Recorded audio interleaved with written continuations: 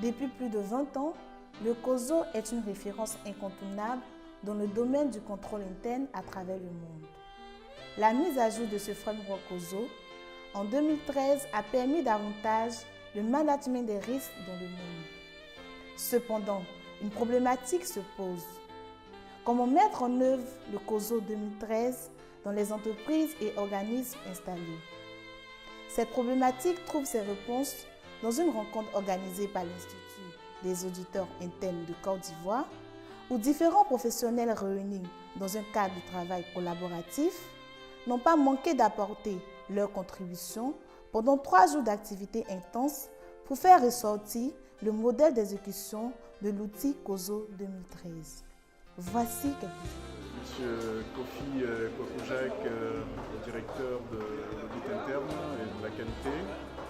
Les impressions sur le séminaire, elles sont bonnes de façon globale.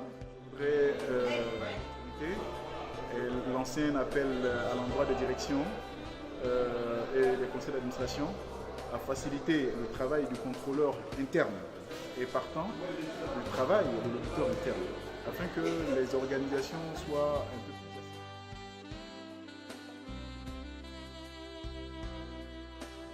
Bonjour, je suis Laetitia Bidé, responsable d'audit et contrôle interne chez Cédric Côte d'Ivoire.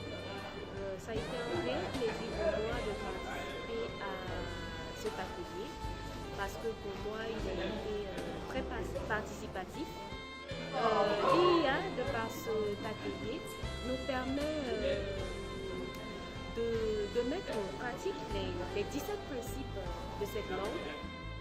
Franck-Olivier Gouédan, directeur du budget, contrôle de gestion et contrôle interne à la compagnie ivoirienne d'électricité. J'ai eu l'honneur de présenter à l'auditoire ici présent l'implémentation du COSO 2013 au sein de nos entreprises. Ce qu'il faut noter dans cette implémentation, nous avons matérialisé notre démarche à travers une procédure, à travers des travaux de reporting, et nous avons intégré dans notre fonctionnement la prise en compte des 17 principes des 5 composantes du COSO. À titre de conclusion, je peux dire aujourd'hui que l'implémentation du COSO 2013 au sein de notre compagnie est une réalité. Elle apporte une valeur significative dans la gouvernance de notre entreprise et au regard des organes tels que le comité d'audit pour l'assurer de la mise en place et le suivi des plans d'action. Je suis Christelle Kouakou de la Caisse nationale d'assurance maladie. Ces 3 jours-là ont vraiment été bénéfiques pour nous parce que pour ce qu'on avait déjà appris sur le COSO 2013, c'était des formations théoriques et les différents travaux en atelier ont permis de voir de façon pratique les dispositions à mettre en œuvre pour la mise en place de ce outil-là. Nous avons été très satisfaits en tout cas de la conduite de l'atelier. Nous encourageons l'IA à poursuivre ce genre d'atelier qui permettent aux opérationnels, aux fonctions de contrôle de pouvoir s'approprier les outils et pouvoir les déployer dans leurs institutions. C'est Mariam Boli, chef du service audit interne à la CNAM également. Je suis très contente, très heureuse d'avoir participé à cet atelier durant ces 3 jours.